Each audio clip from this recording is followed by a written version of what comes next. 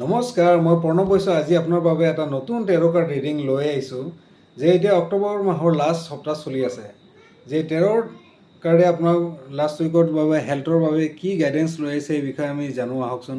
মই 3টা option select কৰি থৈছোঁ আপোনাৰ বাবে, A, B আৰু C। যে আপুনি মনতে কোনখন কাৰ্ড ভাবিছে সেইটো আপুনি কমেণ্ট বক্সত লিখি জনাব।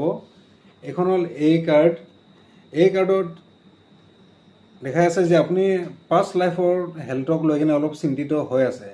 বিশেষ চিন্তা কৰিবলগীয়া কাৰণ নাই। যদি ঔষধ পাতি লৈ আছে ভালকৈ লৈ থাকক আৰু সোনকালে আপুনি ৰিকভাৰ হ'ব। নেক্সট বি, নাইট অফ ওৱান্স। এইটো এটা ভাল কাৰ্ড। আপোনাৰ স্বাস্থ্য ভালে যাব, চিন্তাৰ বিশেষ কোনো কাৰণ নাই। যদি ঔষধ পাতি লৈ আছে ভালদৰে লৈ থাকক, ব্যায়াম কৰি থাকক। আৰু card C, ace of swords. এইটো এটা পজিটিভ কাৰ্ড। কাৰ্ডটোৱে কৈ আছে যে আপোনাৰ স্বাস্থ্য ভালে যাব। আপুনি এতিয়া কোনটো কাৰ্ড চিলেক্ট কৰিছিলে এইটো কমেণ্ট বক্সত জনাব।